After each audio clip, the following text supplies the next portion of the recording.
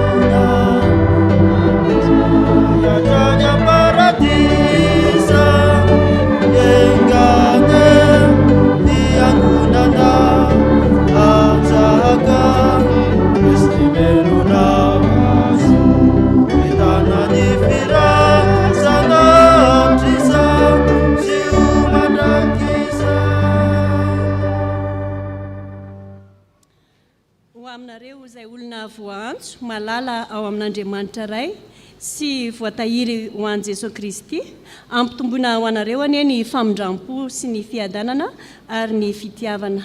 Amen. Andeha hosokafatsika ny salamo ho fiderahantsika an'Andriamanitra. Salamo fa 570. Salamo fa 570 ho vakina ny andininy voalohany hatramin'ny 10. Salamo fa 570 ho vakitsika miaraka ny andininy voalohany ary atsahatritsika amin'ny andininy 10. Amin'ny anaran'ny Tompo manao hoe: anandratra anao aho ry Andriamanitra mpanjako, sy ankalaza ny anaranao mandrakizay dory. Ankalazanao isan'andro aho, sy idera ny anaranao mandrakizay dory. Lehibe Jehova ka tokony hoderainy indrindra, ary tsy takatry ny saina ny fahalebiazany. Ny taranaka rehetra samy idera ny asanao amin'izay mandimby azy, sy anambara ny asanao lehibe. Nilaza ny voninahitry ny fiandriananao, sy ny asanao mahagaga no saintsainiko.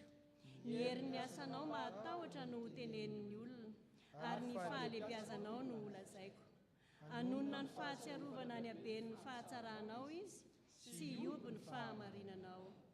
Mamindra fo sy miantra Jehova, maro-po sady be famindrampo izy. Manisy soa izao tontolo izao Jehova, ary ny fiantrano dia eny amin'ny asany rehetra. Jehova, mideranao ny asanao rehetra, ary ny olona masina misaotra anao. Amen.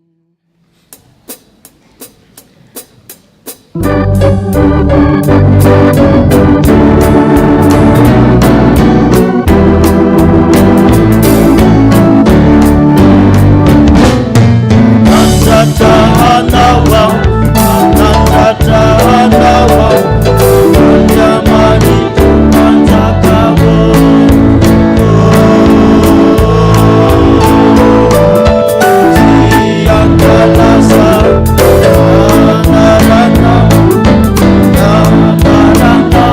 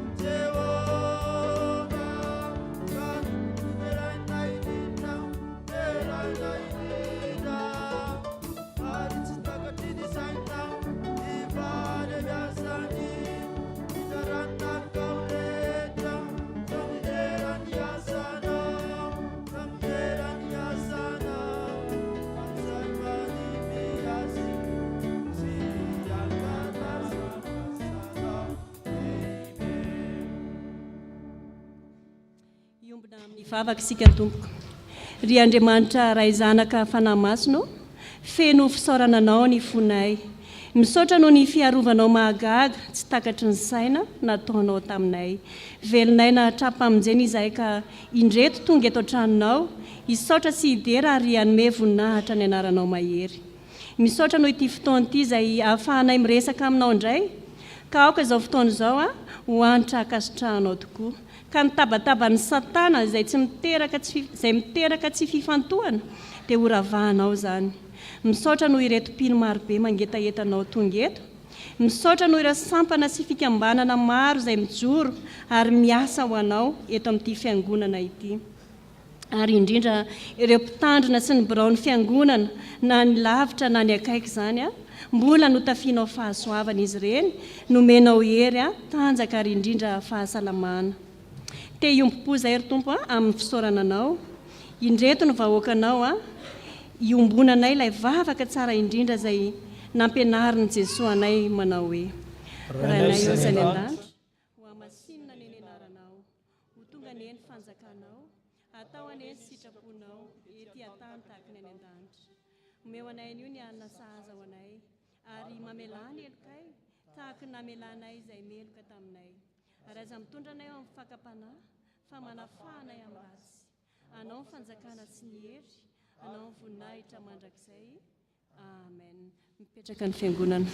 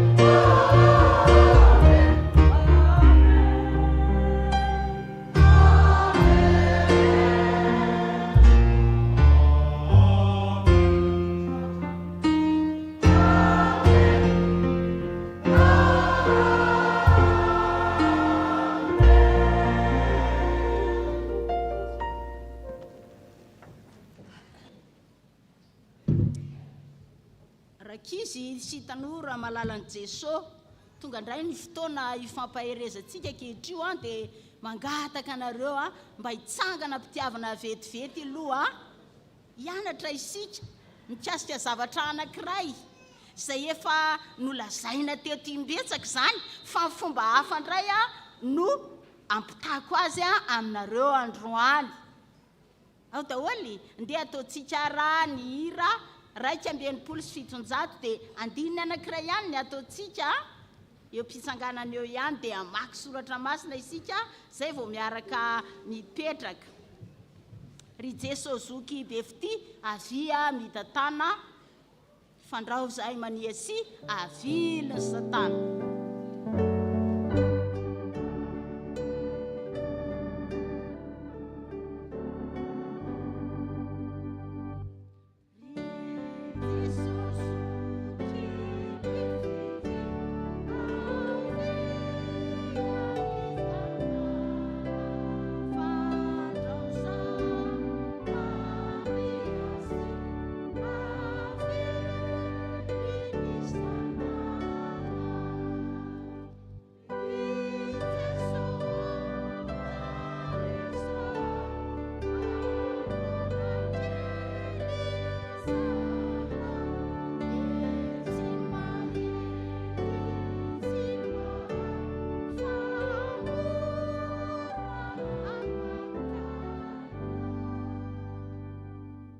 Vavakarisika kehitr'io Tompo Jesosy zokinay aza manaiky anay anala ny tananay aminao fa tatany mandrakariva ny zandrinao misaotra anao zay kehitr'io fa raha tsy ny tananao no ny tantana tsy tonga teto zay tanora sy ny ankizy iainy teninao indray zay dia iainy fampianarana fa nanao masina ho aminay mandrakariva dia atsiaro indrindra zay fa sy hitantananao ihany ny tena tsara eo amin'ny fiainanay.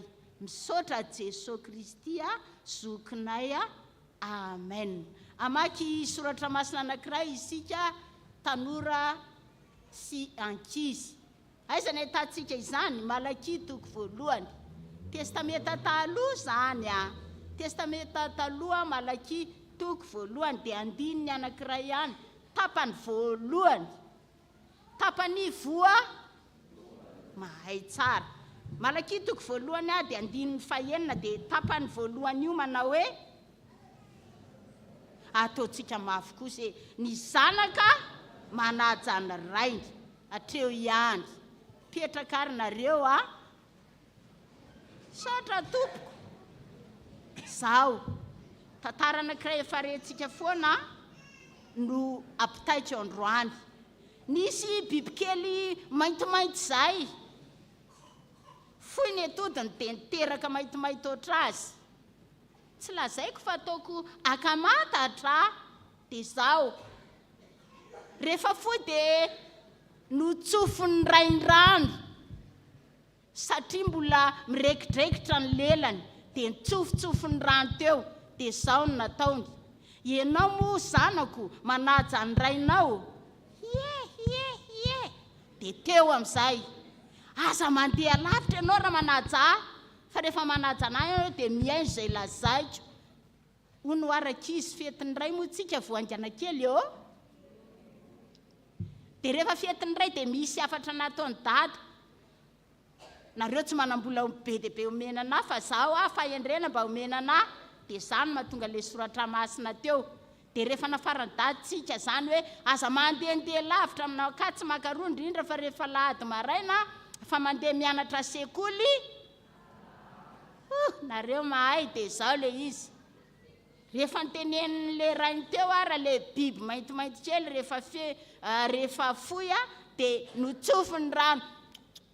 Rehefa nitsofony rano teo vao maika nandeha amin'izay tiany ale tany raha namana. Rehefa nandehandeha tany izy rakizy dia zao eo tsara dia zao le izy tena tsy tian'ny olona mahitsy.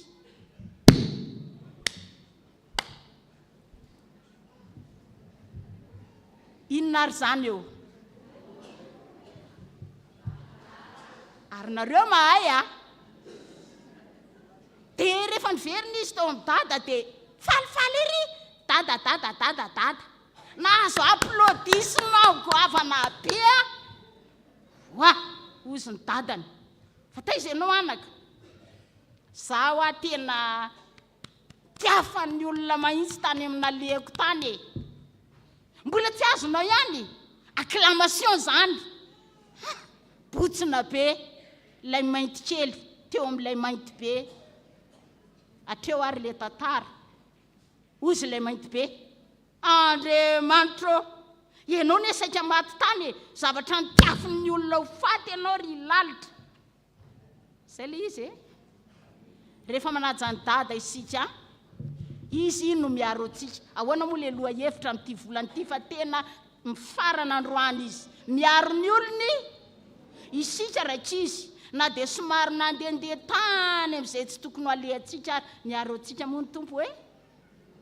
zany ve dia aza mandeha any amin'izay tsy andrany dadanao intsony tsy anran'Andriamanitra anao intsony a amin'ny andronao rehetra fa Andriamanitra miaro antsika amin'izay rehetra efa nandehanantsika tamin'ny fijejejona sy ny tsy teneniko intsony hatrizay ka aza manararoatra hoe faly ny olona mitehaka izay rehetra nataonao fa tiafiny tamaina ianao a ho faty zany moa hoe vavaka tsika ary tompo zany no teninao a ampiarina fa ny iray dia tokony hanaja ny zanaka fona zay Jesosy raha toka nisy fotoana nandananay tamin'ny lalana tsy tokony ho alehanay ankehitriny dia nomenao teo aminay indray a no momba ny lalitra manao ny ataony ihany fa zay tsy lalitra zany zay olombelona manam-panahy rehefa tenenin'Andriamanitra tenenin'ny ray aman-dreny hoe aza mankariana tsy mankatsia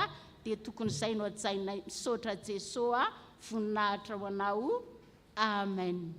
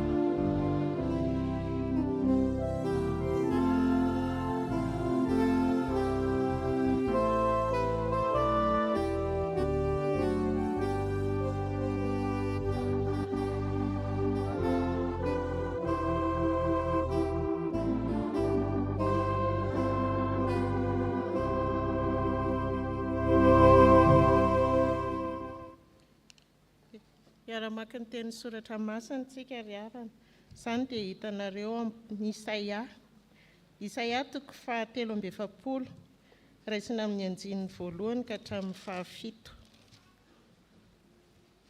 Isaia toko 7:7 raisina amin'ny andinin'ny voalohany ka hatramin'ny 7 amin'ny anaran'i Jesosy.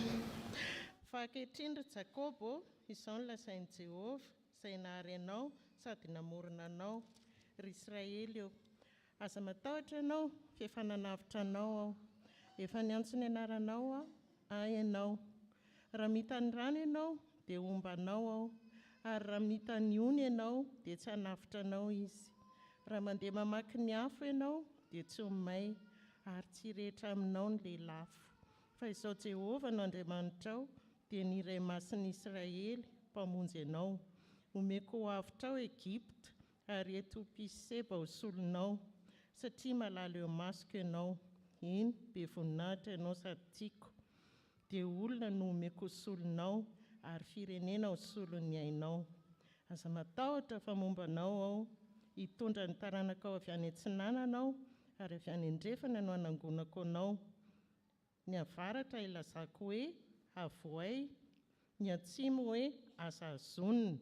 Alao ny zanako lavo lavitra, tsy ny zanako vavy avy amin'ny fara amin'ny tany, dia izay rehetra antsoiny amin'ny anarako sady no ariako voninahitra, dia izay ny foroniko sy nataoko.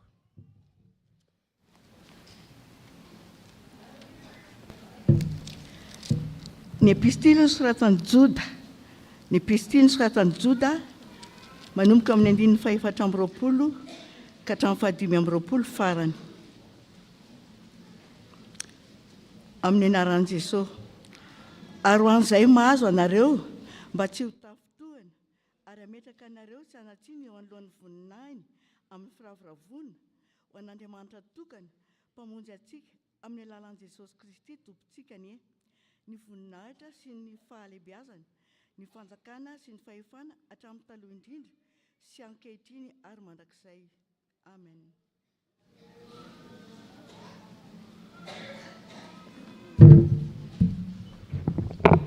Iaraitsangatsika ry havana hamaky ny filazantsara. Jaona 7:20 atombokontsika amin'ny 1 ka hatramin'ny 2:10. Jaona 7:20 1 ka hatramin'ny 2:10. Vakiko amin'ny anaran'i Jesosy.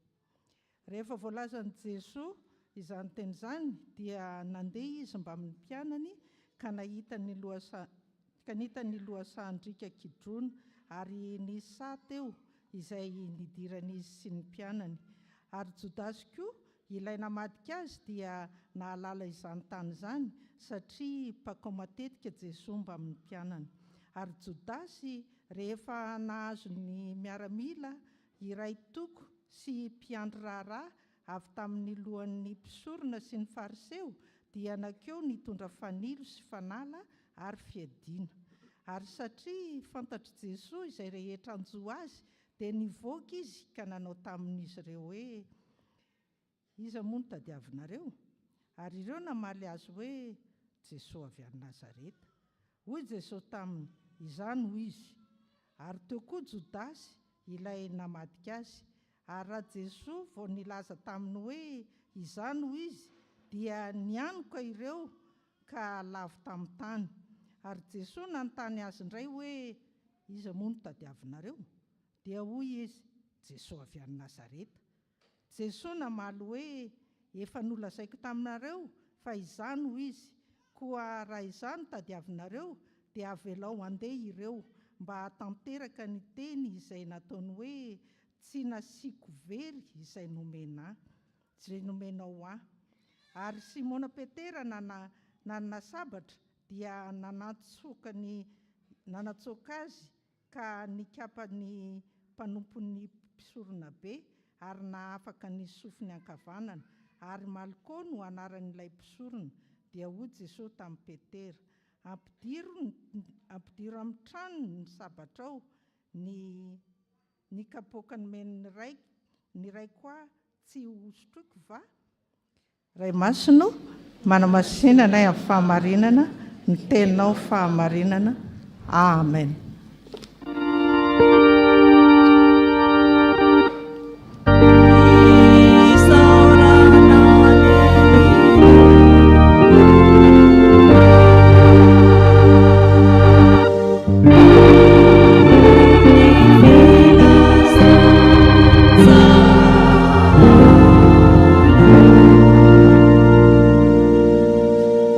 Isika tompoko, ry Andriamanitra mpahary sy mpamorona anay, sy Jesosy Kristy mpanafitra sy miantso anay, ary fanahy masina mpampianatra sy mpampahery ary mpiaro anay.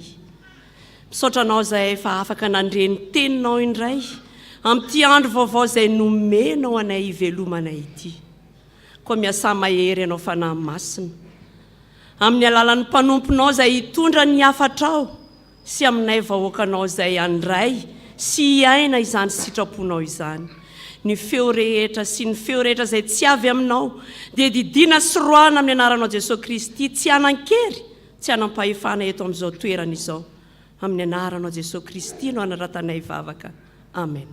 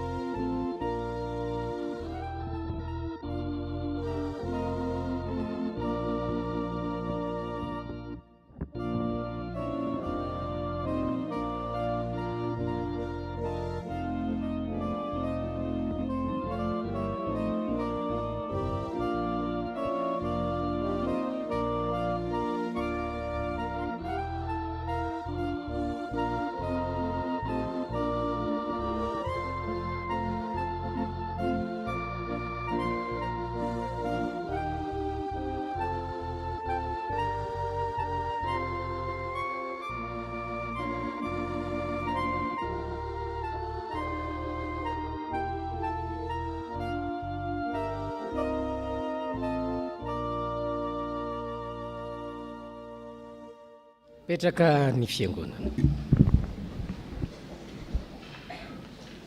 ho aminareo rehetra ne ny fahasoavana sy ny fiadanana avy amin'Andriamanitra raintsika sy Jesosy Kristy tompo. Ny filazantsara araka ny Jaona 7:20 ny 1:1 ka hatramin'ny 1:10 izay efa novakiana tamintsika teo no angalantsika ny afatry ny tenin'Andriamanitra.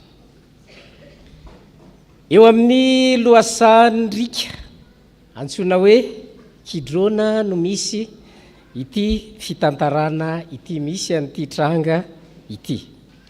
Io toeran'io dia eo anelanelan'ny tendrombohitra izay nisy ny tempoly tany Jerosalema sy ny tendrombohitra Oliva. Dikany hoe Kidrona dia toerana izay misy rano miandrona. Misy rano miandrona kely izy io. Rehefa tonga ny ririnina dia le misy orana kely iny dia izay no nahatonga n'izy ity nantsoina hoe Kidrona. Io toerana io ihany koa rehefa manao fanatitra ny vahoaka dia vonoina ny biby ho atao fanatitra dia ny rano biby izay avy any ambony any dia miraraka eo dia tonga mainty ity toerana ity noho ny amin'ireo raha-biby atao fanatitra atao amin'ny tempoly izany. Ity toerana ity ihany koa dia toerana izay niarahan'i Jesosy matetika tamin'ny mpianatra. Rehefa hiala sasatra Jesosy dia makao amin'ity lohasan'Rikany Kidrona ity. Miala sasatra Jesosy raha ty koa moa tia miresaka tia midinidinika manokana amin'ny mpianatra. Rehefa ifampidinika amin'ny mpianatra Jesosy dia makeo amin'io toerana io. Eto dia tonga hisambotra ny Jesosy ny olona izay tarihiny Jodasy. Jodasy no mitarika ny vahoaka, mitarika ny miaramila. Dia ao anatin'ireo miaramila ireo misy ny miaramila Romanina. Ny miaramila Romanina moa dia manana lalana hitondra sabatra tamin'izany. Fa misy ihany koa ny miaramila ny tempoly. Ny miaramila ny tempoly dia tsy mahazo mitondra sabatra fa hazo no entiny. Dia ankoatr'ireo moa ny vahoaka maro izay tonga hisambotra an' Jesosy nitondra fanilo. Fantatry Jesosy ny zavatra hitranga ary fantatry Jesosy fa efa tonga ny fotoana izay tsy maintsy hisamborana azy, fotoana izay hatrehany ny azo fijaliana. Ary zay no nahatonga an' Jesosy rehefa nanontany izy ireo dia nanaiky hitolo-batana Jesosy. Rehefa mijery tsika eo amin'ny ty soratra masiny ty eo amin'ny 14, eo amin'ny 14 dia zao no voasoratra. Ary satria fantatry Jesosy izay rehetra anjo azy dia nivoaka izy ka nanao taminy hoe iza no tadiavinareo. I Jesosy mihitsy eto no nanontany hoe iza, fa iza moa le tadiavinareo e. Valin'izay dia niseho Jesosy nitolo-batana, izaho no izy. Jesosy niseho, Jesosy nitolo-batana. Inona ny antony?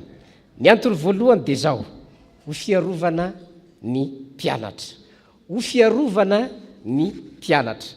Hitantsika eo amin'ny 15.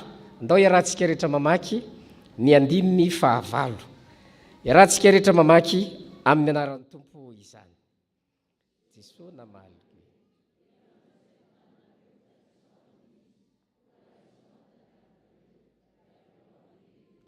Koa raha izaho ny tadiavinareo dia velao andeha ireo.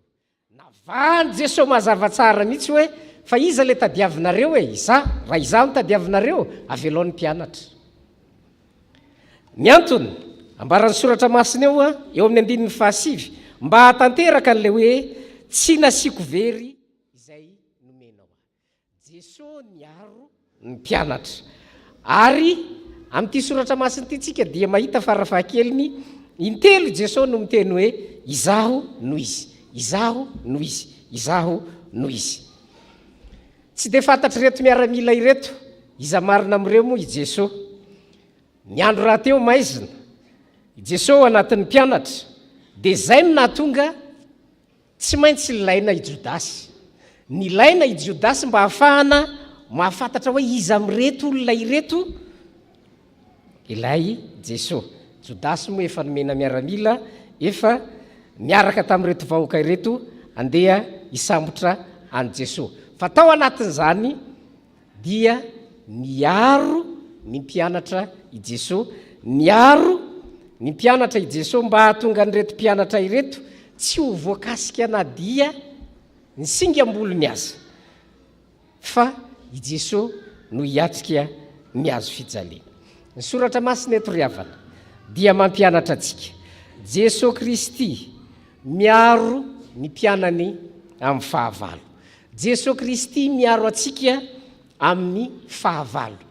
Rehefa samy manatrika ny fahavalo eo, ianao sy Jesosy Kristy, Jesosy Kristy no manolo tena hiatrika ny fahavalo, fa ianao kosa dia arovan'i Jesosy tsy ho azon'ny fahavalo. Ary zany ry havana, tokony ho ao anatin'ny saintsika mandrakariva io Jesosy Kristy izay arahantsika io Jesosy Kristy izay nifidy atsika ho mpianatra io Jesosy Kristy io dia mieritreritra mandrakariva ny hiaro atsika mba tsy ho azon'ny fahavalo.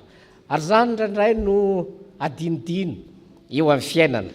Rehefa dinon'ny olona fa ny antom-pisiany Jesosy Kristy ary niatrehan'i Jesosy Kristy ny lalany azo fijaliana, dia mba hahafahany miaro atsika amin'ny tanan'ny fahavalo. Indraindray dia hadinon'ny olona io, satria adino io dia tsy fantatry ny olona akory, fa zany Jesosy Kristy zany eo amin'ny fiainany mandrakariva. Ary jereo fa ny mpianatra Jesosy Kristy dia miaraka amin'ny Jesosy Kristy mandrakariva. Ny mpianatra Jesosy Kristy tsy misaraka amin'ny mandrakariva. Rehefa tsy misaraka amin'ny Jesosy Kristy ny mpianany, dia azo antoka ny fiarovany. Fa amin'ny fotoana izay isarahan'ny olona amin'ny Jesosy Kristy dia manalasala ny fiarovana an'izany olona zany, satria raha eto sao tsika mahita any Jodasy. Jodasy sao efa miavaka. Jodasy zany zao tsy ao anatin'ny voaro eto, fa iza ny voaro? Ny 250 ny 250 zany eto ny narovan'ny Jesosy Kristy mba tsy voakasika, ary tsisy na inona ny loza miatra amin'izy ireo. Ny mpianatra miaraka amin'ny Jesosy Kristy ihany no arovany. Ary zany mampahatsivo ny soratra masina atsika amin'ny fiainantsika, tsy arovo mandrakariva fa mpianatra tsika, mpianatra Kristy. Satria mpianatra Kristy, ny mpianatra Kristy dia Jesosy Kristy no miaro azy. Jesosy Kristy no manaiky hanolo tena, manaiky hiatrika fahoriana mba hahafahantsika misitraka ny famonjena izay nentiny ho atsika. Jesosy Kristy eto anatanteraka ny asa-pamonjena. Jesosy anatanteraka izay nanirahana azy dia ny hamonjy izao tontolo zao. Ny antony nahatonga an' Jesosy Kristy nanaiky ho faty teo amin'ny hazo fijaliana dia mba hahafahany miaro atsika, mba hahafahany mitondra famonjena eo amin'ny fiainantsika. Isika izay olona malemy, isika izay olona mpanota, isika izay olona ratsy aza, kanefa noho ny afisian'i Jesosy Kristy dia tonga Jesosy Kristy hisolo heloka atsika, tonga Jesosy Kristy hiaro atsika mba tsy ho azon'ny ratsy na dia mpanota sy olona meloka zay isika eo amin'ny fiainantsika andavanandro. Mampieritreritra ny voalazan'ny bokin'ny Isaia 7:7. Isaia 7:7 ny 2.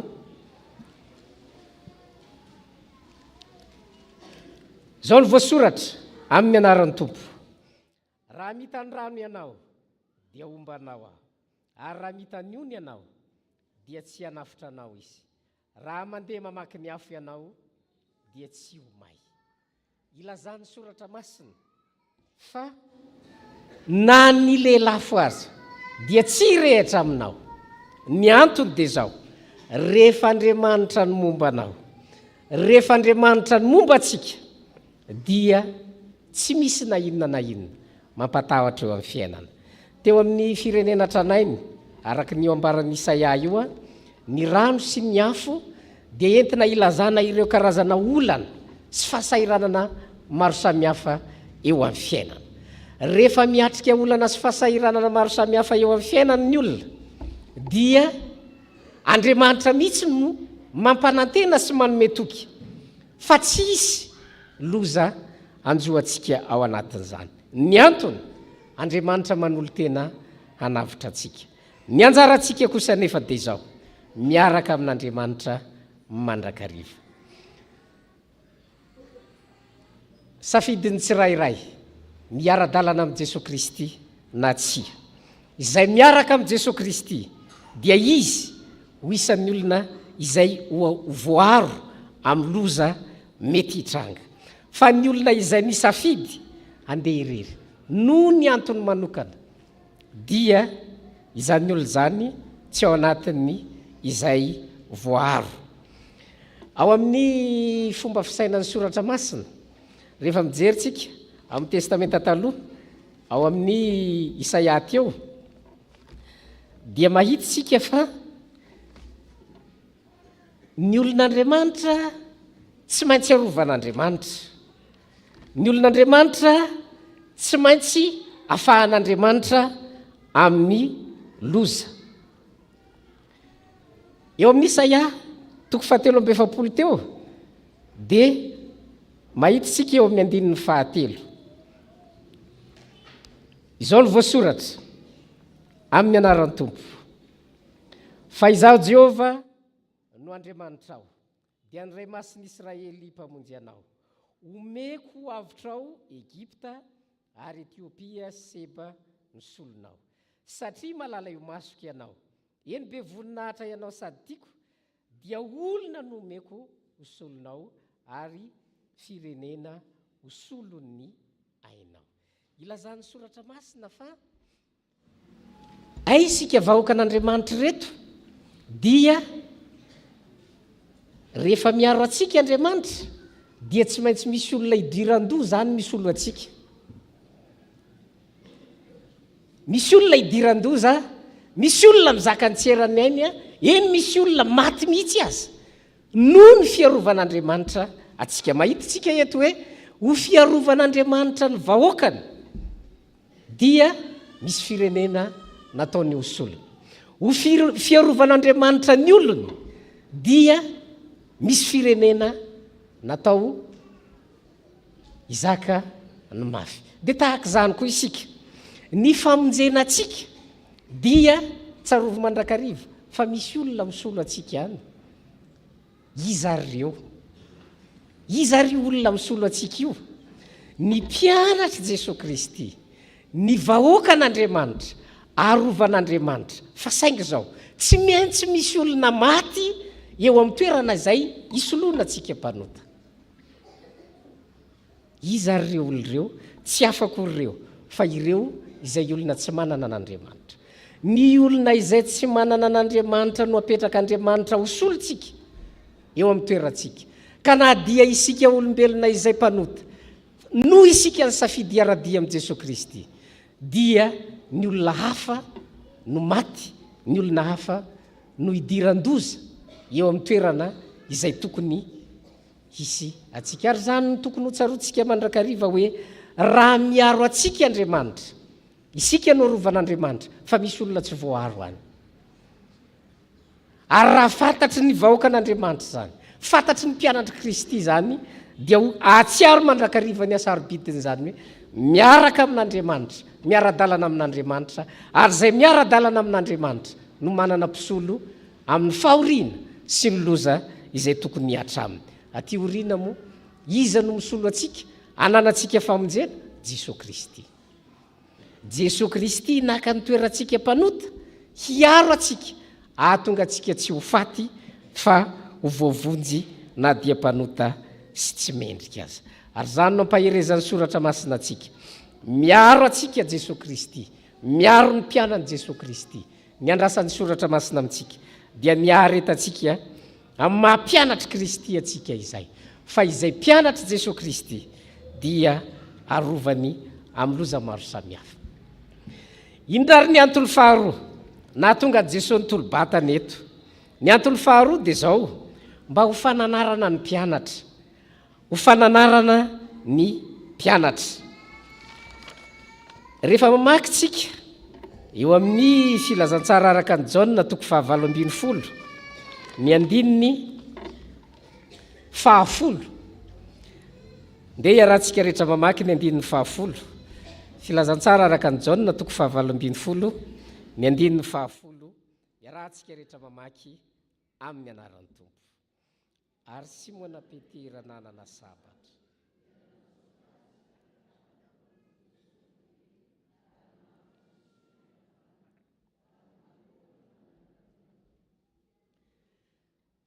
Simona Petera. Eto dia nampiasain'i Jesosy io anarana io hoe Simona Petera. Ny hoe Simona dia anarany mialohany izy ho antsoina ho mpianatra, miantsona ho apôstôly. Fa i Petera efa taty aoriana efa apôstôly izy. Eto atambatra Jesosy ny fomba niantsona azy, nantsona hoe Simona Petera. Izany hoe izy ilay olona sady manana ny toetra ny teo aloha, mbola tsy mpianatra, no manana an'ilay toetra maha-mpianatra Kristy azy. Eto zany hoe sady ilay toetra ny tsy mbola mpianatra Kristy no toetra efa maha-mpianatra Kristy. Mitambatra ao ireo. Ary zay nahatonga Jesosy nampiasa ny anarana hoe Simona Petera. Hitantsika eto fa nanatsoka sabatra izy ka namely an'ilay, iza moa ilay anaran'ilay mpanompon'ny mpisorony be? Malko. Fa taiza ilay sofiny ankavanana. Mazava tsara mihitsy hoe sofiny ankavanana. Dia andeha moa tsika hieritreritra hoe fa taiza marina zany ilay tena nikendren'ny Petera tamin'io. Inona tamin'ny olona io zany ny tena nikendreniny? Ho asiana hoe tena siko ty hoy Simona Petera. Aiza zany ny tena nikendreniny? Lohany mihitsy. Zany hoe nieritreritra mihitsy zany Simona Petera eto hoe tena ataoko maty ty. Zay no nahatonga azy nikapoka. Fa mety tsy mifanitsy tsara na niala ty Malko ty dia ny sofiny ihany ny rimbony. Inona ny tohiny? Tohiny zay dia zao jereo fa niteneniny Jesosy mafy Petera. Teneniny Jesosy izy hoe ampidiro amin'ny tranony ny sabatra aho. Ny kapoaka nomeny raiko ahy tsy ho sotroko va. Eto zany.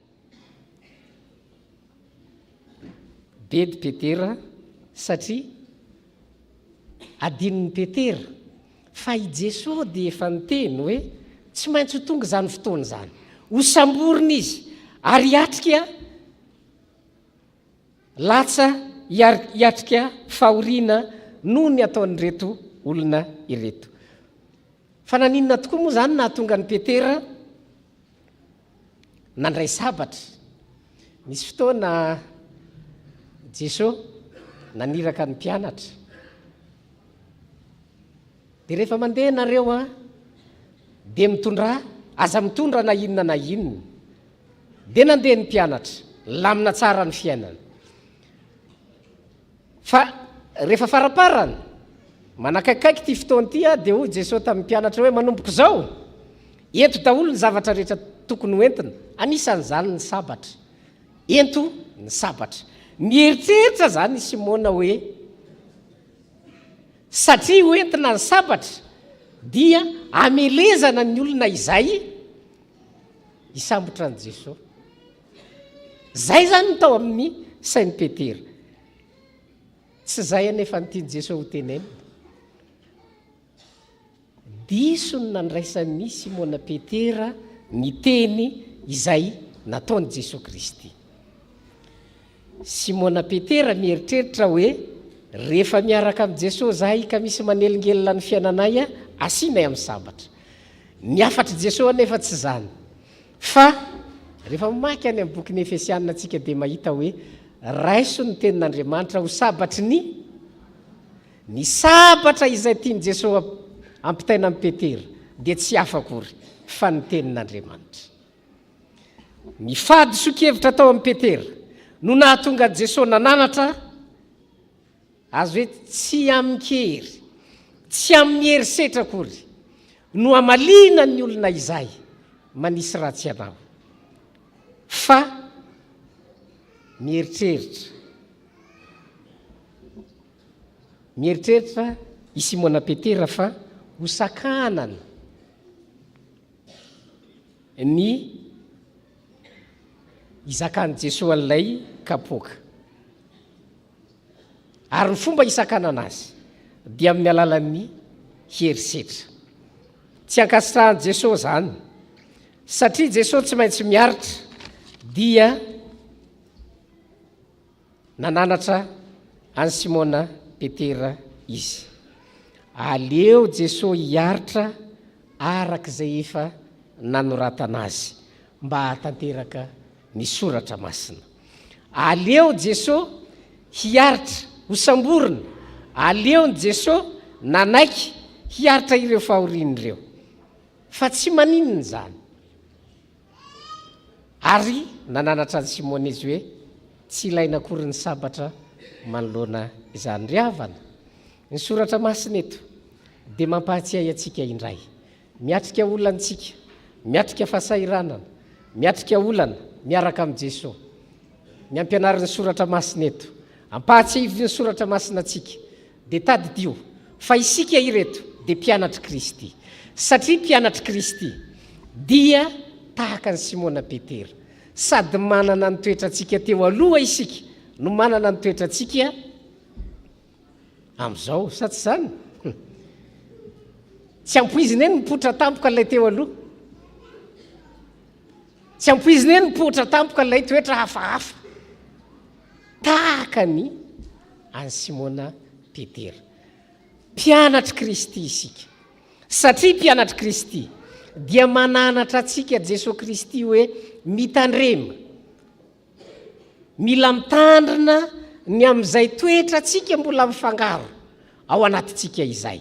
Misy toetra tsika taloha, misy toetra tsika kehitriny mbola ao anatintsika ao. Mitandrema mba tsy hiteraka herisetra, ary indraindray aza herisetra tsy araka ny sitrapon'Andriamanitra, ary herisetra manohitra ny fahatanterahany izay voalazan'ny soratra masina. Ary zany no ananaran'ny tenin'Andriamanitra atsika.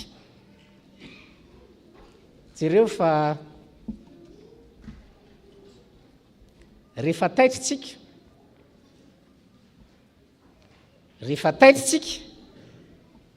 mipotra ilay toetra teo aloha. Rehefa sendra ny tampokitsika, mipotra ilay toetra teo aloha. Maika fa tezitra mazava tsara ny voalazan'ny soratra masina hoe tezera. Ny antony, rehefa tezitra dia mipotra koa ilay toetra teo aloha. Ny ampianarin'ny soratra masina antsika dia izao. Mila mamantatra ny soratra masintsika. Mila mamantatra ny sitrapon'Andriamanitra tsika. Ny fihetsika sy ny toetra izay ataontsika io amin'ny fotoana iarahantsika amin'i Jesosy Kristy io. Mifanaraka amin'izay hitarihany atsika ve sa tsy mifanaraka amin'izay. Manahirana ny mieritreritra ny toetrantsika olombelona raha ny filazan'ny soratra masina dia zao mora enti-po kelytsika da moa jerentsika le pistiliny joda teo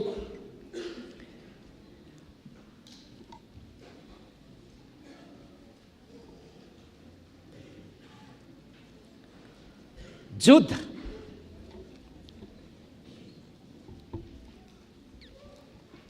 ny andininy faefatra ambyroapolo ny andininy faefatra ambyroapolo iarahantsika rehetra mamaky amin'ny anaran'ny tompo ary an'izay maro anareo mba tsy ho tafo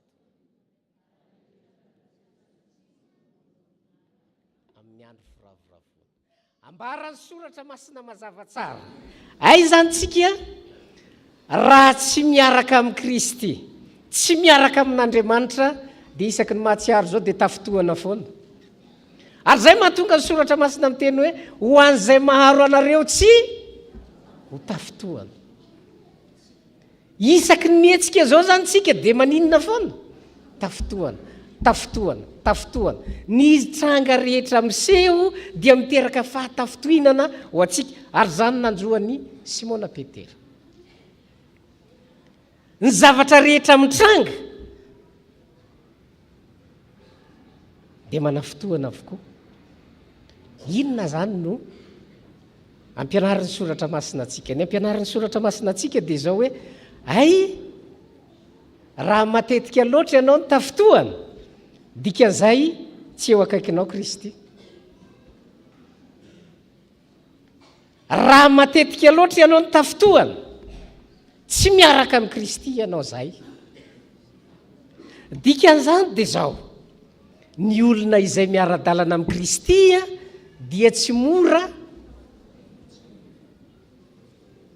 ary zany tokony ny fiainan'ny fiangonana zany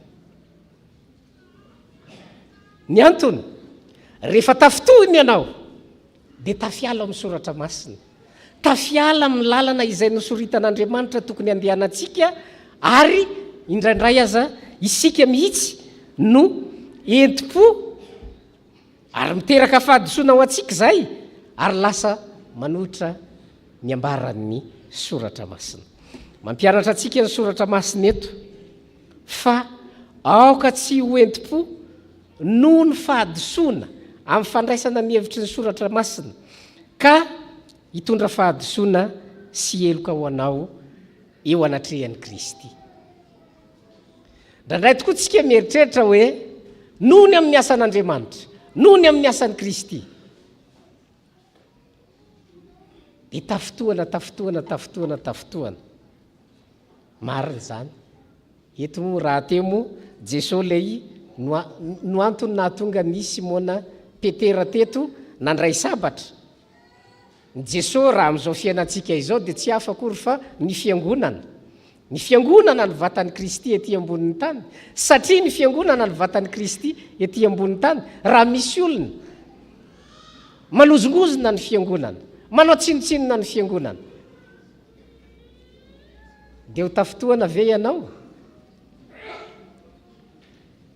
sa tsy tafotoana sa ozytsika hoe tsy maninona zany aloha zay anaovan'ny fiangonana eo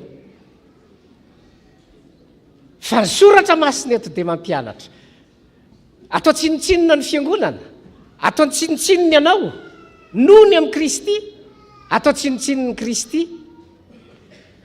ny ampianaran'i Jesosy Kristy dia zao averenao amin'ny tranony sabatra ampidiro amin'ny tranony sabatra mila mitandrina isika mba tsy hanaonao foana raha atao amin'ny teny hafa zany dia zao to miteny Jesosy Kristy hoe alao ny olona hanao zay tiany atao amin'ny tenan'i Jesosy Kristy fa aza mikasika azy fa inona no mahatonga Jesosy manaiky hatao an'izany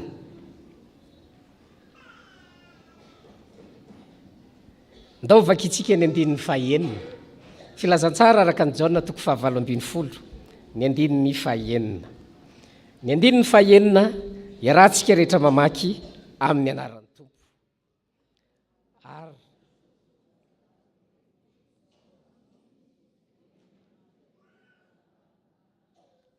jereo tsara tonga ny olona tonga ny miaramila dia rehefa tonga teo izy a Jesosy vao nyteny fotsiny hoe izano izy dia ambara ny anoatra zany hoe niodina kely lay miaramila tsy fantatry izay fomba isamborany an Jesosy ao a dia ambarany soratra masina eto hoe lavy tamin'ny tany izy.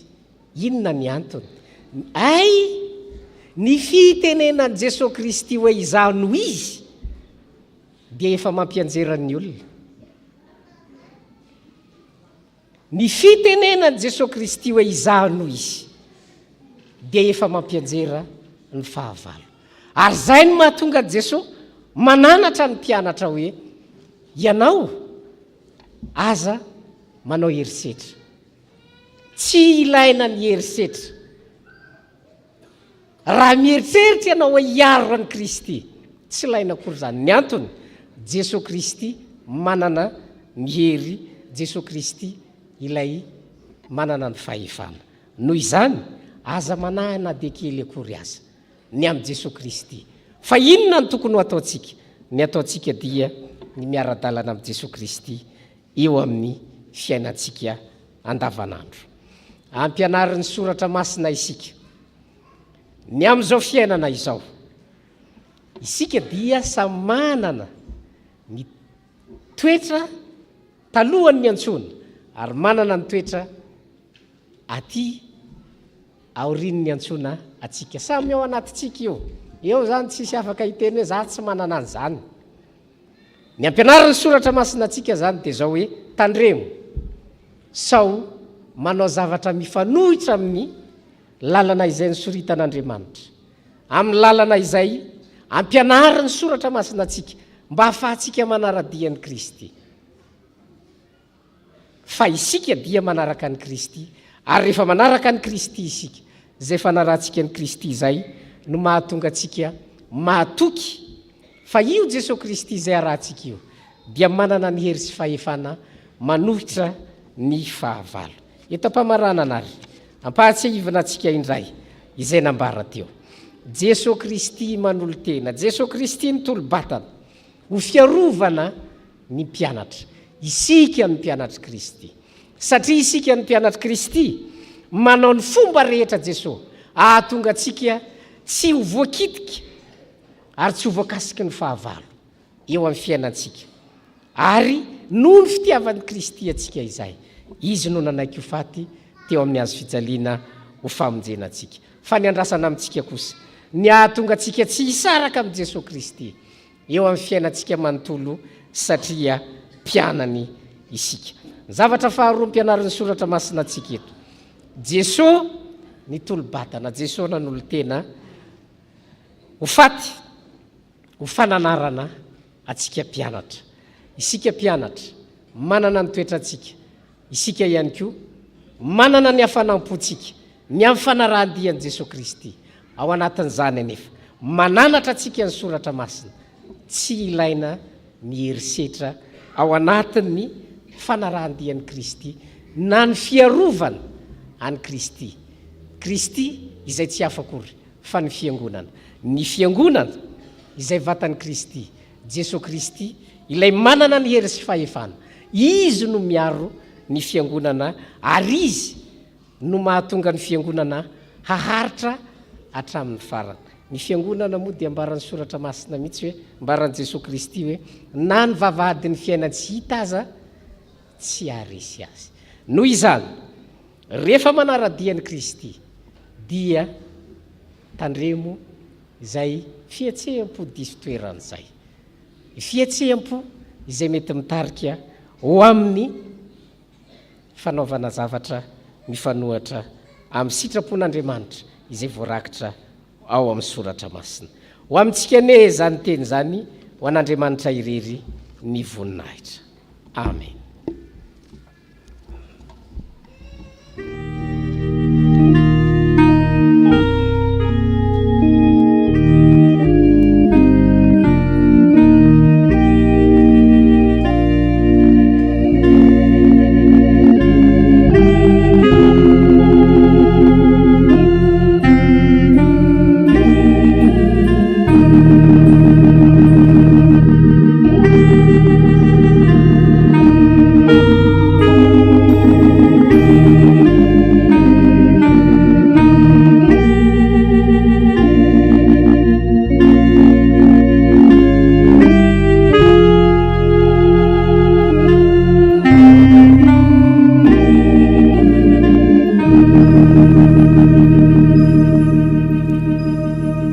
mivavaka isika. Andriamanitra ray zanaka ary fanahy masono, misaotra anao zay fa afaka nandray ny teninao. Mbaro anao taminay fa Andriamanitra mampahery anao, Andriamanitra mampitsoro ny finoanay ary mitarika ny anao ny sitraponao. Nambara anao taminay fa Andriamanitra miaro anay amin'ny fahavalo ianao ary arovanao mandrakariva izahay ny amin'ny fanafiany izany fahavalo izany. Maro ny endriky ny fanafiany fahavalo eo amin'ny fiainanay, mety aretiny io, mety ady, mety fankahalana eo amin'ny praimony ary ny fanompony samy maro samihafa.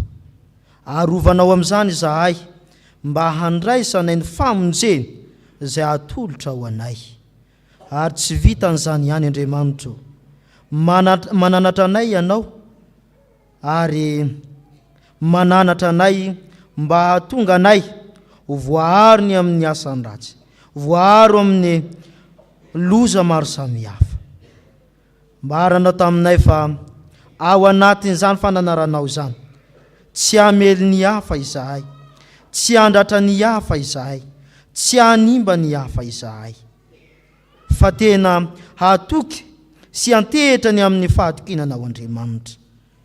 Andriamanitra rainay eo, manoloana izany sitraponao izany, manoloana izany teninao izany, tsy tanteraka ary tsy nahatanteraka izany izahay, ka indreto izay manolotra ny tenanay ka mifona aminao izahay. Satria olona ratsy mandrakariva eo masonao izahay, tsy manaraka ny baikonao izahay ary tsy manaiky ho arovanao izahay, tsy manaiky ho vonjenao. Ny fihetsem-ponay dia tsy indraindray tafahoatra ka mahatonga anay hiala amin'izany famonjenao izany. Andriamanitra rainay eo, indreto izahay mifona, mibebaka ary manatona anao mba handray ny famindram-po sy ny famelan-keloka avy aminao. Satria Andriamanitra nanaiky isolo heloka anay ianao, Andriamanitra nanaiky hanala ny faharatsinay ianao.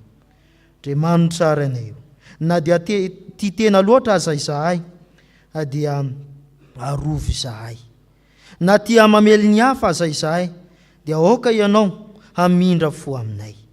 Andriamanitra rainay eo, vonjeo izahay, arovo izahay ny amin'ny faharatsiny sy ny tsy fahamarinana izay vitanay eo anatrehanao. Mino tokoa izahay fa Andriamanitra mihaino vavaka ary Andriamanitra mpamindra fo ka mora azo indrindra ianao. Anaran'i Jesosy Kristy ilay mpamonjy sy mpanafaka anay no angatahana izany vavaka izany. Amen.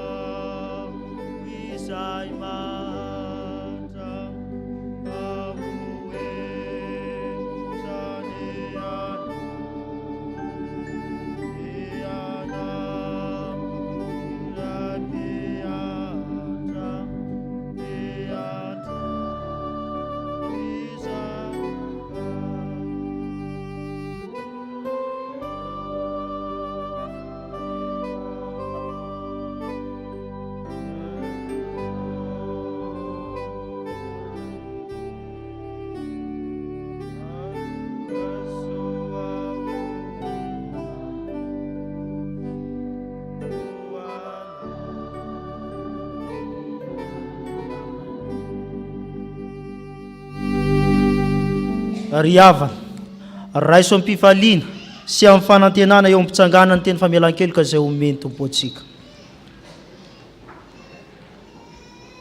Hoy ny tompo, osotraniko ny fihodinanao, ho tiana tsy voaosina fa efa niala taminao ny fahatezerako. Isa no ampangany olom-boa fidin'Andriamanitra, Andriamanitra no manamarina azy, isa no manamelika. Kristy Jesosy no efa maty, eny sady nitsangana tamin'ny maty, ka mitoetra eo amin'ny tananakavanan'Andriamanitra ary mifona ho antsika. Mba amin'ny anaran'ny tompo ry havako, voavela ny elikareo midy ran'ny tompo. Amen. Sambatra ny olona izay voavela ny eny, sy voasarina ny fahotana. Sambatra ny olona izay ary tsy misy fitaka ny fanahy. Amen.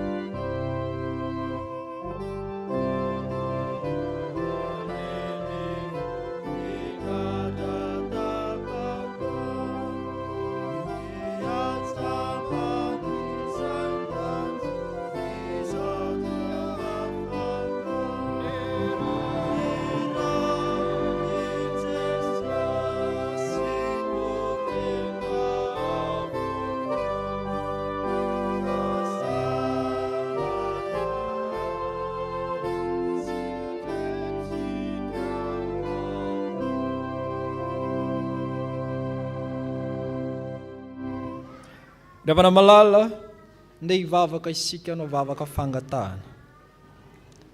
Irandriamanitra ranay io, velim-pisaorana anao izay, manoloana ny afatra izay nomenao tamin'ny alala amin'ny mpanomponao. Ary ankehitriny kosa izay, manana ny etaetanay izay apetraka eo amin'ny pelantananao. Mbavaka izay ho an'ny firenenay. Ianao Andriamanitra nampitoetra anay teto. Ianao Andriamanitra izay nampisy anay amin'ity firenena ity. Ilay firenena manan-karena, aoka tsy ny arena ihany no isy, fa tena anan-karena ara-pahendrena ny vahoaka tsirairay avy. Mba tena fahendrena avy aminao Andriamanitra ny toetra ny vahoaka tsirairay avy tsy hakanavaka na iza. Ary ny fananao masina iasa amin'ny vahoaka tsirairay avy amin'ny firenena misy anay. Vavaka izay ho an'ny fiangonana tsirairay avy maneran-tany amin'ity Madagasikara ity, ilay fiangonana vavahady idirana makany an-danitra, mba ho tena fiangonana masina mijoro mihinanao Andriamanitra ray tsy to, ilay Andriamanitra zanaka, ilay Andriamanitra fanahy, mba tena ampandroso ny fiainan'ny olona tsirairay avy ary tory ny anaranao marina Jesosy Kristy Tompo. Vavaka izay ho an'ny fiangonana eto dia ny chapelle militaire Ampahibé protestante. Ianao Andriamanitra no angatanay ampiroborobo hatrany izao fiangonana izao. Ary indrindrandrindra ankehitriny izay tarian'ny sampana VFL, zandriny indrindra raha amin'ny sampana no jerena, fa zokiny indrindra raha ara-taona, ara-pahalalana, mba ho modely, mba ho fitaratra, ary mba tena hiatra amin'izay tsirairay avy ny teninao ao amin'ny oabolana manao hoe satroboninahitra tsara tarehiny volofotsy ao amin'ny lalan'ny fahamarinana no azahoana azy. Ary ny sampana tsirairay avy ao anatin'ity fiangonana ity, mba ho sampana mamokatra, mamoha fa tsy misaraka aminao Jesosy Kristy, satria raha misaraka aminao izay dia tsy mahay manao na inona. Eo ny mpitandrina rehetra na ny anivelany izay Dr Révérend Rakototsafy Mikael sy ny ankonany, eo ny tsy salama ny vadiny. Ianao Andriamanitra nangatanay ijery ianao Andriamanitra no angatanay nitay azy ireo hatrany ampiroborobo ny fahalalana mitarimy fananao masina anome fahasalamana ho azy ireo. Eo koa izay misy tandrina mpisolo toerana eto miaraka aminay sy ny mpizadra raha. Ianao Andriamanitra no angatanay omba an'olo-tsaina hatrany amin'ny fampandrosoana ny fanatsarahana ny fiainan'ny kristianina, ny fanambarahana avy amin'ny lalan'ny soratra masina tariny fananao masina. Eo ireo izay mpanarady amin'ny tambadrotra serasera na any ivelany na eto Madagasikara na izay tsirairay avy amin'ity fiangonana ity mba tena ahita ny fiasan'ny fananao masina, ahita ny fiasanao Jehova ilay Andriamanitra tsy to amin'ny fiainanay tsirairay avy, ary mba hitombo finoana hatrany. Betsaka ireo izay tsy salama tsy tonga miaraka aminay eto, fa ianao mafantatra an'izy ireny tsy tonga ty. Ianao nangatanay anasitrana ahafahan'izy ireo indray hiaraka manompo anao aty amin'ny fiangonana. Misy ny zanakay izay anala examen amin'ny rapitso manompoka amin'ny BEPC. Ianao Andriamanitra no angatanay tantana omba ary ampatsiahy amin'ny lalan'ny fananao masina ny zavatra rehetra izay ny anarana, ary anampy amin'izany fanaovana examen izany ary me fahasalamana. Betsaka koa izahay izay mianatra na eny amin'ny université na etya amin'ny fianarana mbaratonga ambany. Ianao Andriamanitra no angatanay an'olo-tsaina trany. Indraindray mety sasahirana amin'ny fitadidiana, izay sasahirana na mianatra mety tsy tadidy very mémoire indraindray, betsaka loatra ny zavatra enjehana. Ianao Andriamanitra no angatanay an'olo-tsaina ary anome fitadidiana ho anay na kely na lehibe.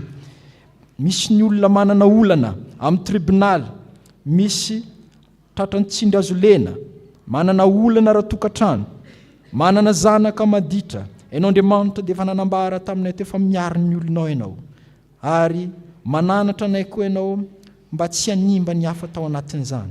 Aoka izahay mba andeha araka ny sitraponao, arafahanao ao anatin'ny olana maro samihafa izay misy eo aminay. Misy ireo izay mitady asa, misy kosa nefa efa miasa, izay miasa ome fahendrena, ireo izay mitady kosa ataovy mahita araka ny sitraponao. Betsaka ny olona mety manan-karena fa sainga manambaka ny hafa. Betsaka ny olona mahantra fa sainga koa mamitaka, mangalatra. Ka izany zavatra dia sory afao ao anatin'ny fiainana kristianina fa tsy sitraka ao Andriamanitra. Betsaka ny manam-pahalalana fa ny fahalalana izay ananana indraindray lasa anambakana ny olona, animbana ny hafa. Kanefa ianao Andriamanitra dia nampianatra anay mba tsy hanimba ny hafa. Ka ankehitriny ary dia mangataka aminao ny fananao masina izay toetra aminay tsirairay avy, mba isehoana izany fahalalana araka ny sitraponao Andriamanitra tariny fananao masina. Ny mpiara-mivavaka aminay tsirairay avy eto, izay tsirairay avy eto amin'ity fiangonana ity, na iza tonga eto na manaraka iny amin'ny Facebook na ny ivelany na eto Madagasikara. Ianao no angatanay, mafantatra ianao ny olana ny tsirairay avy, mafantatra ianao ny zavatra rehetra izay mety olana amin'ny tsirairay anatiny fo tsy miloka ao am-ponay tsirairay avy. Ianao no angatanay amahany izany satria ianao dia mafantatra ny ao anatinay, ainao ny mahasoso mahatsara nay tsirairay avy. Izany dia petraka am-pelantaninao Jesosy Kristy satria ao aminao no iraisanay latabatra aminao fa tsy ny amin'ny ratsy fanahy. Aminarinao Jesosy Kristy Tompo. Amen. Ndiavana malala ndeha nambara ny fanekempinotsika amin'ny alalan'ny fanekempinoana laharana fahatelo. Nambara amin'ny finotsika isika amin'ny alalan'ny fanekempinoana laharana fahatelo. Sika rehetra miara aminao hoe mino an'Andriamanitra tsy toa, izay mpanao ny lanitra sy ny tany.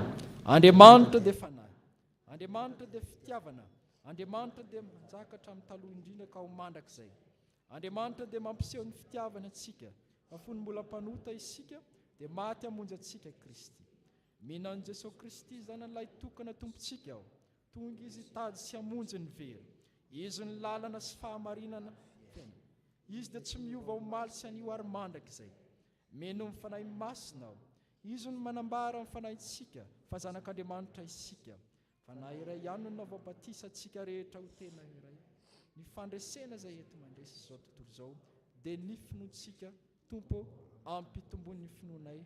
Amen. Aoka hipetraka ny fiangonana.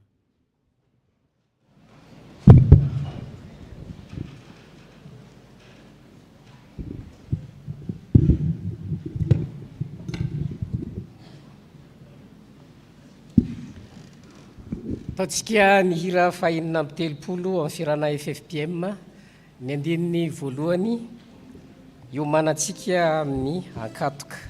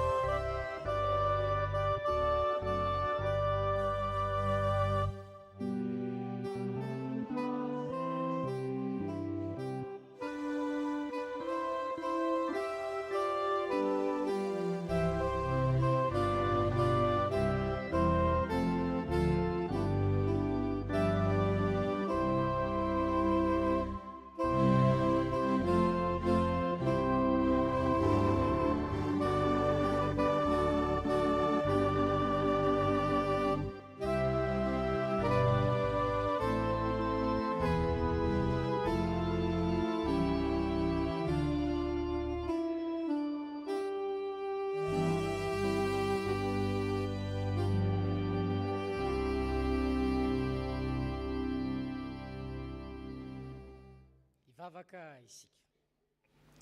Sotranao zay tompo omenao ity ora sy fotoana ity. Io mananay ampanahy mialohan'ny ombonan'ilay latabatra amin'i Jesosy Kristy. Ny fanaonao masina ny aoka ho aminay tsirairay. Ameno anay mandrakariva, afahanay mamantatra ny tenanay, mandinika ny tenanay mba homendrika iray latabatra aminao zahay. Ny anaranao Jesosy Kristy. Amen. Isaia 7:7.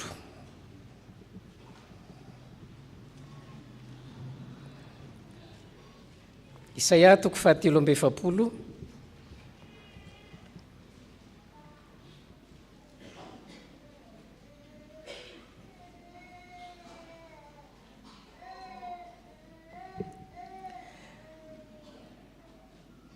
Ny andininy fahenina sy ny andininy fahafito andeha isika mpandrefana sany tompo rehetra iaramaky ny Isaia 7:7, ny andininy fahenina sy ny andininy fahafito vakina miaraka amin'ny anaran'ny tompo izany. Ny avaratra ilazako hoe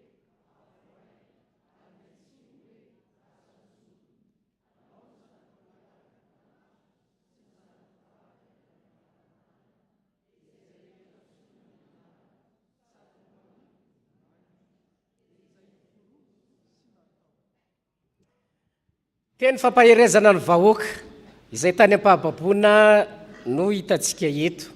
Nampaherezana ny vahoaka satria kivy izy, ketraka izy, ary mieritreritra mihitsy azy izy hoe zany Andriamanitra zany dia nahafoy azy, satria nahafoy azy Andriamanitra dia tsinitsininy izy. Ampahatsivy ny soratra masina eto, ary Jehovah Andriamanitra mihitsy no miteny eto hoe io Andriamanitra io ilay nivavahan'ny vahoaka jiosy tamin'izany fotoana dia Andriamanitra pahary. Io Andriamanitra pahary io dia Andriamanitra manana fahefana ka miteny hoe avoahy dia mivoaka. Ary zany mahatonga antsika mahita eo amin'ny andininy fahenina hoe ny avaratra ilazako hoe avoahy ary ny atsimo hoe azazonina. Alao zanako lahy avy lavitra sy ny zanako vavy avy any amin'ny farany tany. Ny fahefan'Andriamanitra pahary dia mitarika atsika ho amin'ny fahafahana. Ny fahefan'Andriamanitra pahary no mahatonga atsika manana fahafahana. Ny antony dia zao, io Andriamanitra izay nahary atsika io no mandahatra ny fiainantsika. Io Andriamanitra pahary atsika io, izy no mijery sy mahita ny fiainantsika satria zavaboariny isika. Satria zavaboarin'Andriamanitra isika, tsy foin'Andriamanitra. Tsy tonga ho azy akory. Naharian'Andriamanitra atsika ho tonga amin'izao fiainana izao. fa anomanan'andriamanitra famonjena. Ary zay no mahatonga leto hoe mitarika atsika ao amin'ny fahafahana ny famonjen'andriamanitra. Ary ny fahafahana lehibe indrindra dia tsy afakory fa ny fanafahana tamin'ny alalan'i Jesosy Kristy ilay nomena atsika ho faty teo amin'ny hazo fijaliana ho famonjena atsika. Ka ny olona izay mino sy mivavaka amin'ny Andriamanitra pahary dia olona afaka, ary olona izay efa nafahan'Andriamanitra tamin'ny alalan'ny Jesosy Kristy.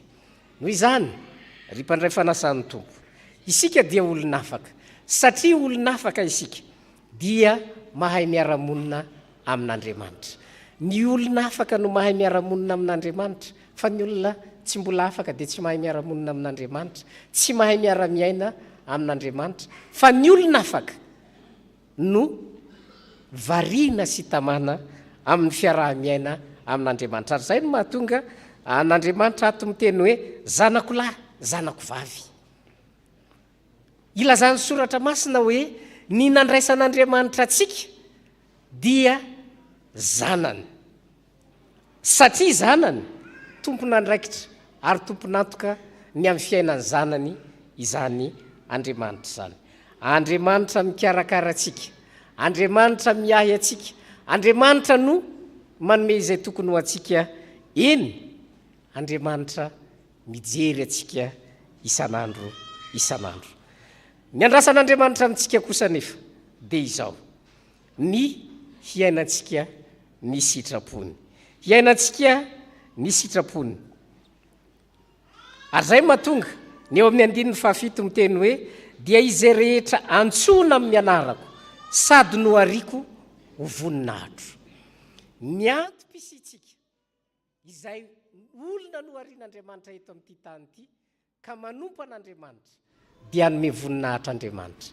Rehefa mijery ianao Andriamanitra dia mahita izy hoe voninahitro ny fisian'ity olona ity.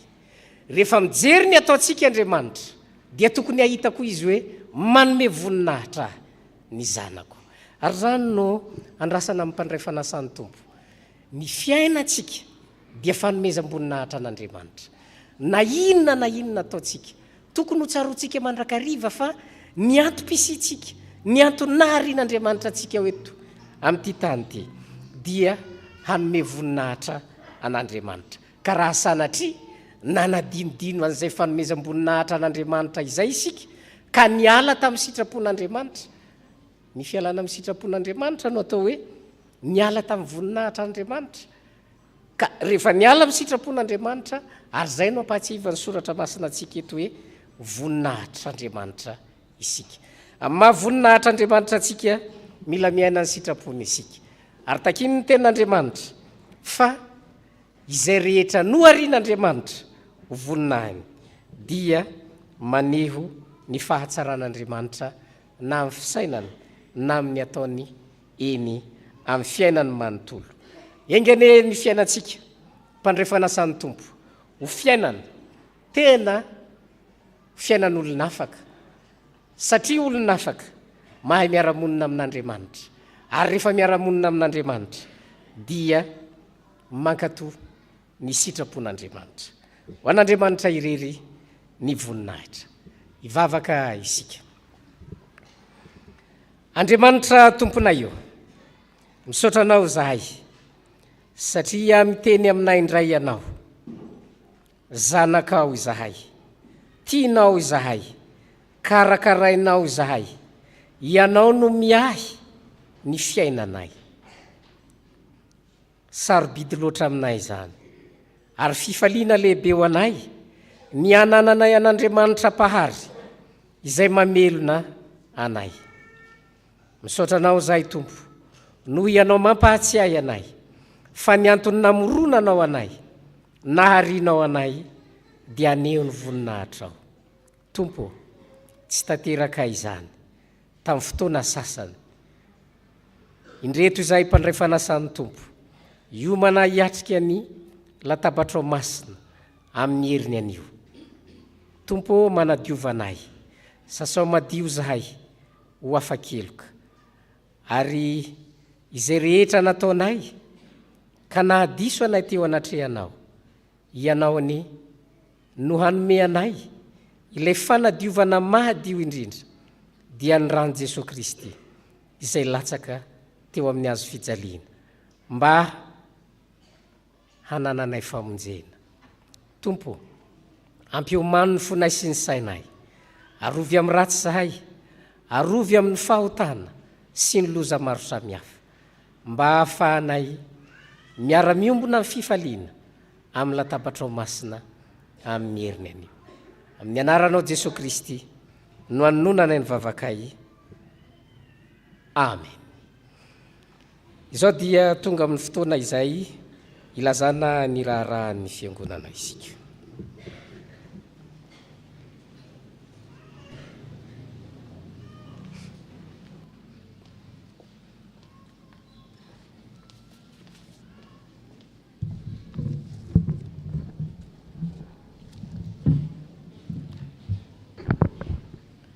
Dia mbola falymiarabantsika ry avana natratra ny andro anio ary dia manona ny fahasoavana sy ny fiadanana ho amintsika tsirairay avy.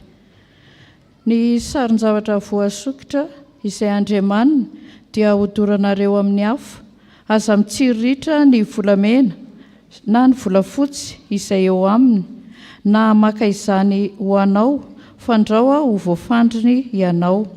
Fa fahavetavetana eo mason'i Jehovah Andriamanitra izany, ary aza mitondra fahavetavetana ho ao an-tranonao, fandrao voaozina takizany koa ianao. Ho alanao sy ho fahavetavetana eo masonao indrindra izany fa zavatra voaozina.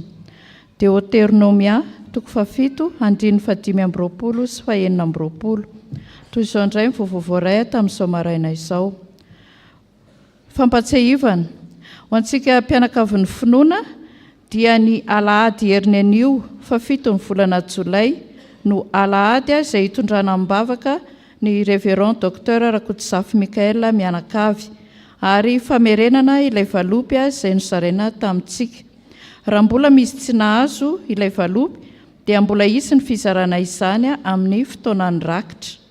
Andray fitenenana ny sampana sekoly alahady sy ny VFL. Misy ny baiboly adino amin'ny anarany Karl Maria Lin ka izay tompony mandalo ambron'ny sekretariat. Vaovao avy amin'ny sampana. Misaotra an'Andriamanitra lehibe fa totosa soamantsara daholo ny fanadinana sekoly alahady teto anivon'ny fiangonana sy tany amin'ny centre FJKM Andravoahangy fivavahana. Mitohy hatrany ny fianarana sekoly alahady. Misaotra an'Andriamanitra fa totosa soamantsara ihany koa ny asa fitoriana izay nataon'ny ratsana tany ketsa tany amin'ny FJKM Tsiadana. Isaorana ireo ankizy sy ny ray aman-dreny izay tonga nanatrika ary ireo nandefa ny zanany nanao ny asa. Fiantsona fivoriana. Voninahitra ho anay birao mitantana ny sampana sekoly alahady sy ny mpiandraikitra ny rantsana tany ketsa no manasanareo ray aman-dreny ny sampana sekoly alahady ho tonga hanatrika ny fivoriana izay ho tanterahana ny 14 ny volana Jolay ho avy izao, manomboka amin'ny 4 ora ka hatramin'ny 5 ora eto amin'ny fiangonana. Izany no atao dia hoentina hanatsarana ny asa fampianarana sekoly alahady amin'ny ankapobeny sy ny fitoriana amin'ny alalan'ny hira ataon'ireo zanantsika ao anatin'ny rantsana tany ketsa, ary indrindra ho fanamafisana ny fifandraisan'ny ray aman-dreny sy ny mpiandraikitra rehetra. Hery lehibe ho anay ny famalianareo ny antso ka dia isaoranay sahady ny fahatongavanareo ary manao velomanareo amin'ny anaran'i Jesosy Kristy izahay. Komity sosialy. Misaotra ny fiangonana, ny mpiara-mivavaka nanolotra fanampiana ho an'ireo sahirana eto amin'ny fiangonana sy ny fokotany. Miisa 100 ireo sahirana tao amin'ny fokotany ary 40 kosa ny teto amin'ny fiangonana. Andriamanitra manankarem-pahasoavana ne hanonitra izay nataonareo. Sampatia. Misaotra an'Andriamanitra isika fa tanteraka ny afim-pifaliana izay natao 15 ny volana Jona lasa teo. Isaorana isika izay tonga maro ny atrika izany. Manatanteraka ny tohana skoto efa fanao ny sampatia, efa azontsika jifaina eny amin'ny kapea sy ny mpiandraikitra. Ny tapakila dia amin'ny vidiny 5,000 ariary. Ny fisariana dia ataony alahady 7 ny volana Jolay. Ireto ny loka amin'izany. Loka voalohany écran plat 30 pouces, loka faharoa smartphone, ary ny loka fahatelo dia cocotte minute, ary isany koa ireo loka maro samihafa. Mijanona ny kapea, ny mpiandraikitra ary ny sakaiza aorian'ny fitaovam-pivavahana. Avy amin'ny sampanasa AFF Riavana, ampitombona ho anareo ny fahasoavana sy ny fiadanana amin'ny fahalalana tsara an'Andriamanitra sy Jesoa tompontsika. Ny tafika masina anatiny karakarain'ny sampanasa AFF dia ho tanterahana ny sabotsy 17 ny volana Jolay sy sabotsy 17 ny volana Jolay ho avy izao. Izany dia natao indrindra ifampitondrana am-bavaka ao atokantranonao, ko manasanao ameny ny fisy izay ao amin'ny birao mpitandrina raha mahaliana anao, dia manona ny fiadanan'ny tompo ho an'ny fiangonana manontolo. Rakim-pisaorana. Andeha misaoran'i Jehovah ianareo rehetra mpanompon'i Jehovah, izay mitoetra alina ao an-tranon'i Jehovah. Manandrata ny tananareo ho amin'ny fitoerana masina, ka misaoran'i Jehovah. Hita ianao avy ao zinany Jehovah, mpanao ny lanitra sy ny tany. Rakim-pisaorana noho ny fahafahany zanaka fanadinana, ary dia mangataka ny mbola ho toy ny fianarana izay atao. Atolotra ho an'ny pasteur Michael, pasteur stagiaire, ny sampana Dorcas, ny STK ary ny fikambanana katekômena. Misaoran'i Jehovah ry fanaiko, ary aza misy adononao ny fitahiany rehetra. Misaotra an'Andriamanitra lehibe aho noho ny fahafahako fanadinana ho azy irery ihany eny voninahitra.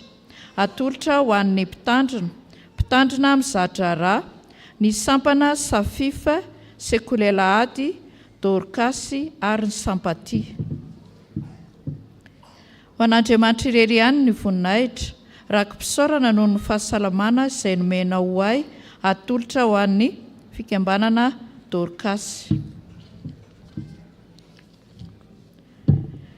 Ny fanahintsika miandry an'i Jehovah, famonjenantsika sy hampingantsika izy, fa izy no ifaliany fotsika satria ny anaran'ny masina no itokiantsika.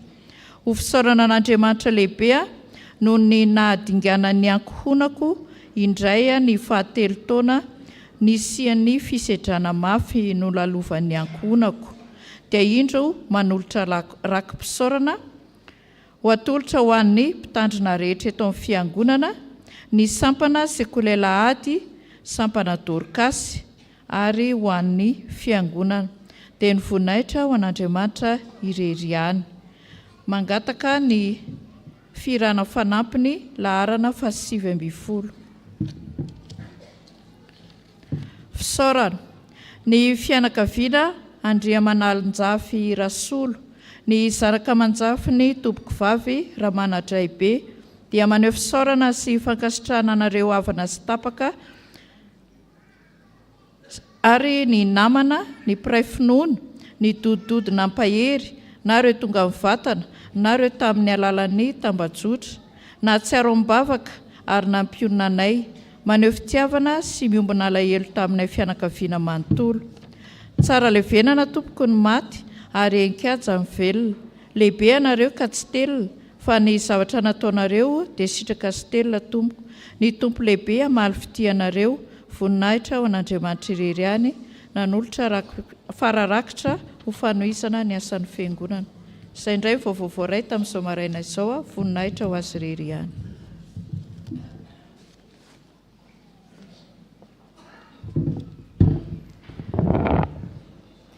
Ny sampana Sekolelahady no miarabantsika fiangonana amin'ny anaran'ny tompo. Araky ny voalaza teo dia anterinay ny fisaorana ny fiangonana ray manontolo sy ny fisaorana an'Andriamanitra, ny fisaorana ny birao ny mpitandrina, indrindra isika ray aman-dreny no navitan'ny fanadinana Sekolelahady tamin'ny herin'ny androany. Mijoro eto ny tenanay tsy pasoka izay efa malama voalaza tamin'ny vaovao-mpiangonana, fa kosa anamafy sy anentana, fa mandritra ity fitaom-pialan-tsasatra ity dia mitoy hatrany ny fianarana ny fampianarana sekoly alahady eto amin'ny fiangonantsika. Misy ny fandaminana araka izany toy ny fanao isan-taona ka tsy manaraka le klasy mazatra ireo ankizy ireo fa miaraka ny ankizy madinika ny zatovo ary ny ankizy lehibe. Olazaina amintsika eo ihany fa ny tiana mafisina fotsiny dia ny hoe mitohy mandritra ny fotoam-pialan-tsasatra ny fampianarana sekoly alahady. Ny fanentanana faharoa dia izay efa voalaza teo hoe fivorintsika ato anivo ny sampana ho fanatsarana ny fampianarana. Ary ny fahatelo farany dia misy ny lasy lehibe fankalazana ny fa-15 taona ny sampana sekoly alahady manerana ny FJKM izay ho atao amin'ny FJKM Vinay Ambohimalaza ny 5 ka hatramin'ny 9 volana Aogositra izao, ka dia ampiomanina sahady isika ray aman-dreny ny amin'izany lasy izany satria ny mpianatra sy ny mpampianatra no asaina natrika izany lasy izany. Ary tamin'ity taona ity dia manatombony tsika satria tsy dia lavitra eto an-drenivohitra ny misy ny toerana. Holazainantsika rehetra eo ihany ny fandaminana sy ny antsipiriany mahakasika izany fa dia isaorana sahady ny fahatokisanareo sy ny fandefasanareo ny zanantsika ho amin'izany fotoan-dehibe izany. Dia misaotra an'Andriamanitra tsika amin'ny zavatra rehetra ho azy ny voninahitra, ho atsika kosa ny fiadanana avy amin'ilay andriana ny fiadanana sy tompony hery sy ny fahefana. Misaotra tompoko.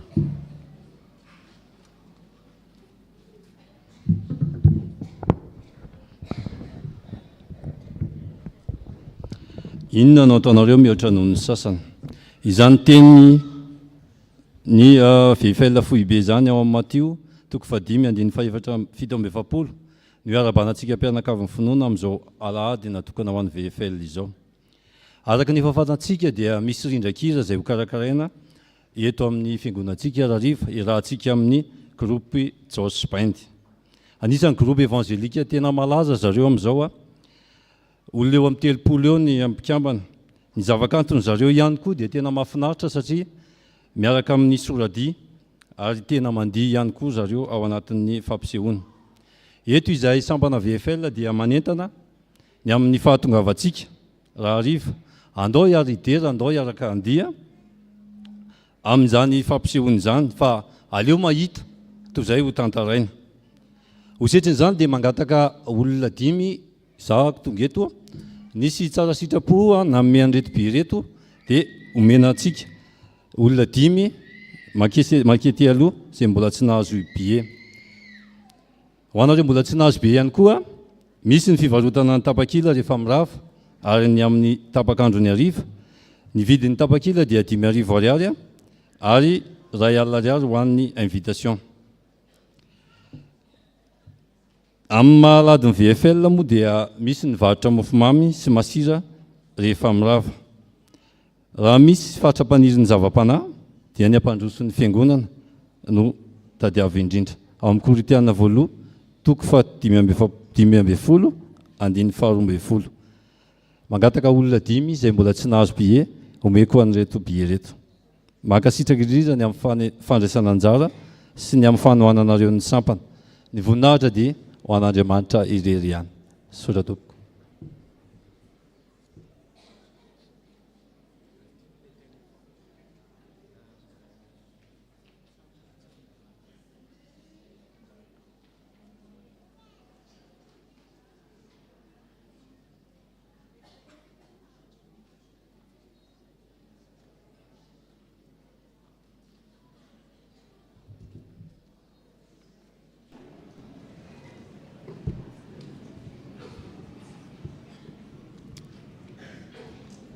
Iarabantsika rehetra amin'ny anaran'ny tompo.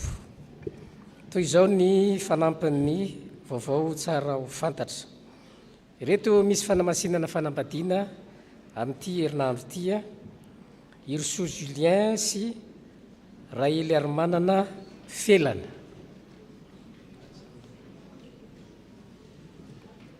Eny tompoko, raha soanareo. Fandresena ny arivo El Sarbidy sy Randria Kotonjatovo Iavoso. Raha soanareo tompoka tanteraka ny fanamasinana ny fanambadiana.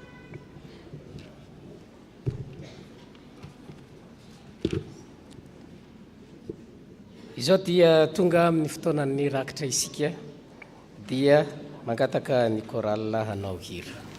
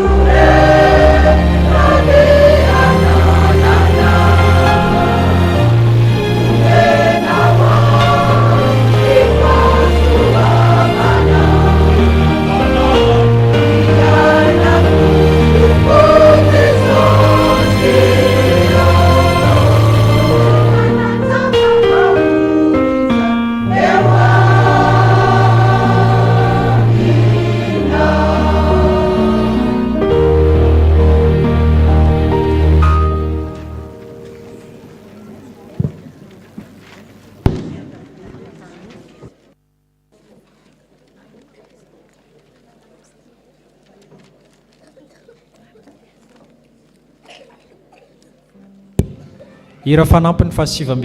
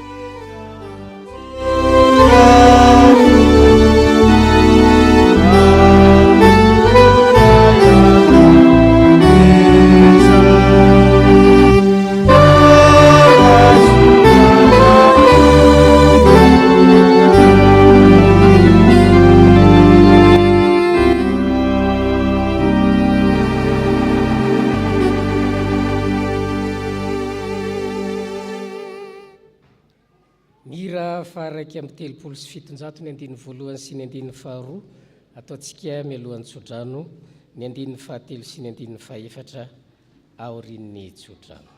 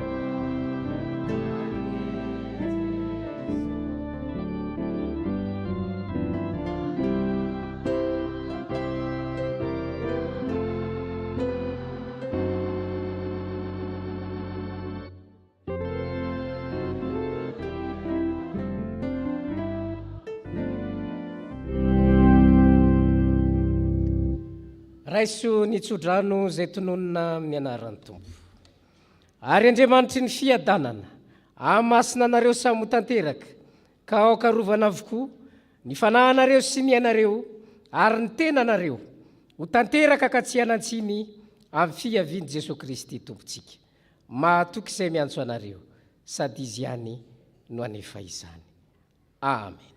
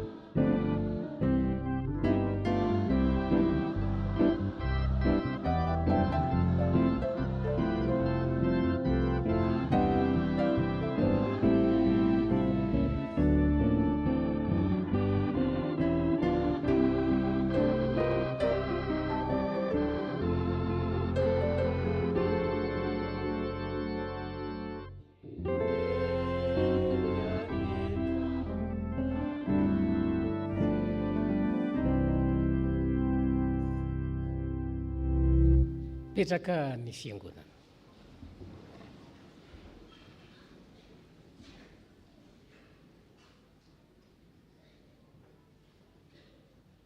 Ho an'Andriamanitra irery ny voninahitra amin'ny anaran'ny Ray sy ny Zanaka ary ny fanahy masina. Amen.